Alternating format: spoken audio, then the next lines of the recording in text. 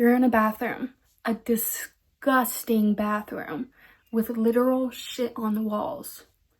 You are told you need to cut off your leg, and some presumed stranger. What are you gonna do in that situation?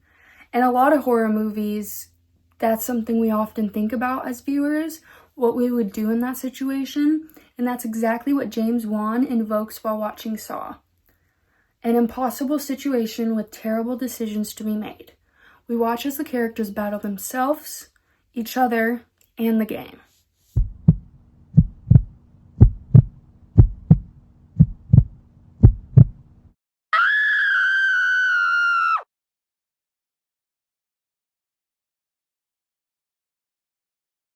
Good morning, spooky beaches, and welcome back to my channel. Today we're going to be reviewing Saw, the first one. This is one of my top horror movies ever. I don't have it on my walls though. I really need to find some sort of like Saw poster to put up, but just so you know, it's one of my favorite horror movies ever. Yeah, and I really love to review it. I think all of them just got put on Netflix, so I was like, this is a good time to review it. So you can rewatch it or watch it if you would like. Let's get into it. It's director James Wan, writer Lee Wanell. I'm gonna say Wanell. And the stars are Lee Wanell as Adam, one of the main characters. He's also the writer. Carrie Elwes as Dr. Lawrence Gordon. Danny Glover as Detective David Tapp. Ken Leung as Detective Stephen Singh. Dina Meyer as Carrie, Mike Butters as Paul, Michael Emerson as Zepp Hindle, Shawnee Smith as Amanda, Mackenzie Vega as Diana Gordon, and Monica Potter as Allison Gordon. The IMDb rating is 7.6 out of 10, the Rotten Tomatoes is 50%, and the kill count is 6. Let's get into the movie. We see a man submerged in water, unconscious.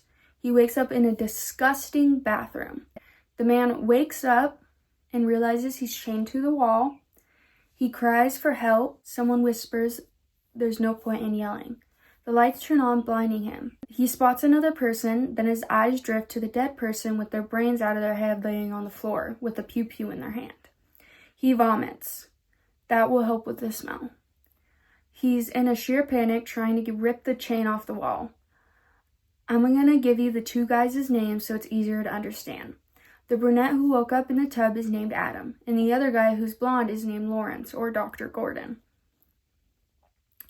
Adam explains he went to bed at his home, then woke up in this quote-unquote shithole. Accurate description. Lawrence says he was on the way home from work and doesn't remember anything afterwards. We learn Lawrence is a surgeon. Lawrence says they need to start thinking about why they're here. He says whoever took them wants something from them or they'd be dead already. Elle notices the clock is new, so someone wants them to know the time. A finds a note in his pocket with a tape. Elle also finds a tape, a bullet, and a key in his pocket. They toy around with the key, trying to unlock their chains. Doesn't work. A sees a cassette player in the dead guy's hands. He crawls over to grab it. I think now Elle realizes that this is a game, like a real-life escape room. A uses the drain from the bathtub to grab the player. He plays it. A sinister voice speaks and says they may be in the room they die in. The voice calls him pathetic and that he'll be watching himself die unless he does something about it. Elle and A fight over the player. Elle ends up throwing him his tape. The voice says this is Lawrence's wake-up call, and he has till 6 to kill Adam. He speaks of the man on the ground, says he was poisoned and pew-pewed himself. He says X marks the spot for the treasure, says if he does not kill Adam by 6, Allison and Diana will die. Let the game begin. Elle rewinds the tape. He listens closely, but Adam won't shut up. He hears a whisper, "Follow your heart." Elle sees a heart on the toilet and reaches in. Disgusting. Literally wanted to throw up. Then they decide to take off the lid, of course. That was my first thought, because the heart's on the lid. He finds a bag with 2 saws in it. Get it? Saw. A tries to saw through his chains. A passes the other saw to L. Yes, Adam, pass a saw to the person who's supposed to kill you. They unsuccessfully saw through their chains. A breaks his saw. He breaks down. L puts the dots together. He doesn't want us to cut through our chains, he wants us to cut through our feet, he says. He also adds he thinks he knows who's done this to them. He recites how the police haven't found who's doing this, and he knows because he was a suspect. Detective Stephen, Detective Allison, and Detective David find a man dead wrapped in barbed wire. The dead guy had to make it through a tunnel of barbed wire. The detectives found a tape. Same voice asked Paul, the dead man, if he attempted offing himself because he wanted to die or because he wanted attention. Says if he wants to die, all he has to do is stay still. If he wants to survive, he has to crawl through the tunnel. He has a jigsaw piece shape in his skin. Lauren says the jigsaw killer sets up his victims to off themselves. We hear the voice explain to another dead guy, Mark, who seems to be faking illnesses. Jigsaw gave him poison. If he doesn't solve the code to the safe, he's going to go up in flames because he's covered in a flammable substance. There's a candle to help him find the codes on the walls. He burns alive. We go back to Lawrence in the hospital, 5 months before. A man comes in and says the patient's name is John. Elle meets with the detectives. David asks if he can interview him. They try to get the doctor to leave like he doesn't have patients who need him there. Apparently, they found something of his at the crime scene. I'm gonna be honest, I don't know what the object it was, so it was something. At the station, Elle explains he was seeing a mistress last night as an alibi. They tell him a victim escaped Jigsaw's trap, Amanda. They ask him to listen into the interview. Amanda explains she woke up in a chair. She has the one and only reverse bear trap on her head. We see Jigsaw the puppet for the first time on a little TV in the room. And God, I want to be Amanda for Halloween so bad. I was Jigsaw like one Halloween ago. Jigsaw tells Amanda he wants to play a game. He said the thing. Jigsaw says, when the timer in the back goes off, your mouth will be permanently ripped open. Think of it like a reverse bear trap. He says there's a key in a dead body. She fights to get out of the chair, eventually breaking it. She sets off a tripwire, starting the countdown. She spots the body. He has a question mark in his stomach, and she grabs a knife. But the dead guy wasn't dead. She stabs the knife into him. The guy had been infected with an opioid overdose. This is when past me figured out that the something they found of Gordon's or Lawrence's or Elle's was a shot, an injection. You'd think since I watched this movie a bajillion times I would have remembered that. Once Amanda took off the reverse bear trap, the puppet rode a bike into the room and congratulated her. She says she's no longer ungrateful to be alive. The detective asks if he picked her because she was a drug addict and asks if she's grateful. She says he helped her. Back in present time, the bathroom, Adam sits in shock after hearing the story. He questions Lawrence, saying it could be him who locked him up. He threatens Elle with a glass shred. He realizes the mirror in the room is a two-way mirror.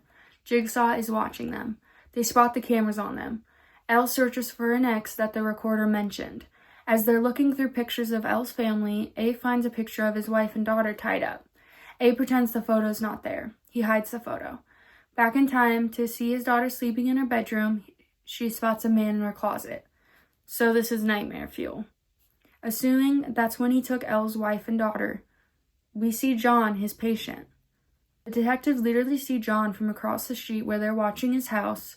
David assumes his wife is having an affair.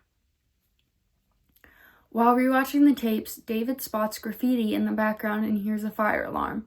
Him and Stephen dig into all the alarms that have gone off recently. They go to a house covered in neighbor's chickens, sorry. A house covered in booby traps. They find Jigsaw's hideout. They find the puppet. They hear someone under a blanket. There's a man trapped with duct tape over his mouth and 2 drills pointing to his head. They argue over pew-pewing a guy that came in. They hide to see what he does. Walks in. He calls the man Jeff. Refers to him as a test subject. The police jump out and John hits a button. He says in 20 seconds the man will die from the drills. Stephen finds keys and tries to unlock Jeff. Stephen can't get Jeff out. Stephen pew-pews the drills while John is having a villain monologue. He grabs a knife and slashes David's throat. Stephen goes after John after checking on David. Steven shoots John, but hits a tripwire that triggers pew-pews that pew-pews Steven. John gets away. David tries to go after Steven, holding his neck. He finds Steven. David survives. He's back at the stakeout with a scar on his neck. He believes it was Lawrence that night.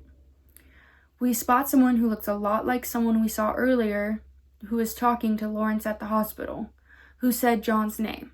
His name is Zepp. In the bathroom, A asks Elle to turn off the lights. That's when they spot an X next to Elle. Elle uses the saw to break into that point of the wall. He finds a box. It has a lock. They grab the key that Elle found in his pocket earlier. They find a cell phone, a cigarette, and a lighter in the box. Then a note that only Elle sees that says the cigarettes are harmless and that he doesn't need a pew-pew to kill Adam. He doesn't give him the cigarette and tried to call 911 on the phone. No shit, it didn't work. He says the phone's meant to receive calls, not call anyone. Elle explains to A how he was grabbed. He was walking in a garage by himself, but felt like someone was watching him. We see through a mirror John getting out of his back seat. Elle is sidetracked trying to call someone. We see John crawl towards him with a pig mask on, which doesn't align with his original story. He first said he didn't remember what happened. He was just on his way home and doesn't remember how he got there, something I just noticed. Elle questions A on how he knew to turn off the lights. A eventually shows Elle the picture of his wife and his kid tied up. Elle starts to realize to save his family, he has to kill A. He dabs a cigarette with the blood of the dead guy. He believes his blood has poison in it. Elle turns off the light and talks quietly to A, asking him to play along with his plan. He grabs one of the two cigarettes, the one without the blood, and passes it to A. A smokes it. Adam pretends to be poisoned. A then suddenly gets electrocuted by the chain. Elle tries his hardest to get the chain off his foot. A suddenly realizes or remembers how he got there. We go back in time to Adam coming home. He starts to develop some photos, one of the photos being of Lawrence. A falls asleep. The power is out. He hears the door close in his apartment. He grabs his camera to go investigate. He uses the flash as a light to see. He creeps around until he sees Jigsaw, the puppet, and hears the puppet's manic laughter. He grabs a bat to smash the puppet. He opens a closet and uses the flash to see. John in a pig mask again jumps out at him. Back in the bathroom, it's almost 6. The phone starts ringing. His daughter is on the other line. John holds the phone to Diana, his wife. She asks if Adam's there. She says don't believe Adam's lies and that Adam knows him. John hangs up the phone. A responds clueless to Elle's questions. Elle demands the truth. A asks what did Elle do last night. A asks if he recalls getting his picture taken in the parking garage. A shows Elle the pictures that were in the toilet.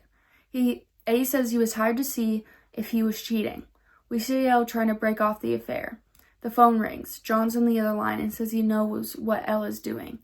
Back in the bathroom, A says someone named Bob hired him. Elle asks him to describe Bob. We realize Bob is Detective Tapp hired him. David. A notices 2 pictures. He asks Elle if anyone's been at the house but his wife and daughter. It's photos of Zepp at his house. A realizes they are out of time because it's 6. His wife and daughter are doing everything to escape and the wife gets free. She pretends she didn't when Zepp comes in. It was Zepp at the house, not John, the whole time. Zepp puts Allison on the phone. She jumps at Zepp. She gets his pew-pew and points it at him. She demands the phone. Allison should have just pew-pewed Zepp right then and there. They fight over the gun. David sees and heard the gunshots from Elle's house. Zepp shoots at him. David tackles Zepp as the wife and daughter run away. Zepp searches for Allison and Diana. The detective chases after him. In the bathroom, Lawrence gets electrocuted till he's unconscious. A wakes Elle up. David follows Zepp to the bathroom. A and Elle are held in. The phone rings. Elle can't grab the phone. It's out of his reach. Elle rips off his shirt and ties it around his foot. He saws his foot off as A begs him to stop. David catches up to Zepp, but Zepp pew-pews him. Elle crawls over to the dead guy's gun, puts a bullet in it. He aims it at Adam. He pew-pews him.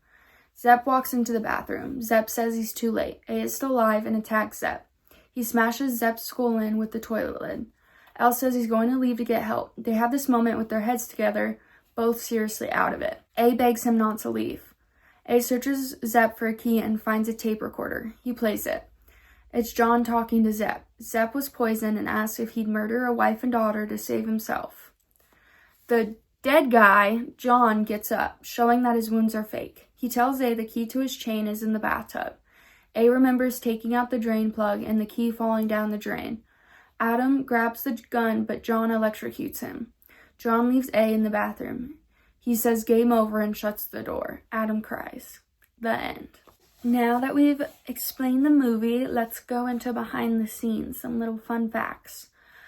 The writer, Lee, I think it's Lee, it might be Leigh, I don't know.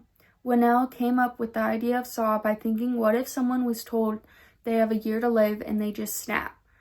That follows the theme of being grateful to be alive. It took the writer 9 months to finish the script.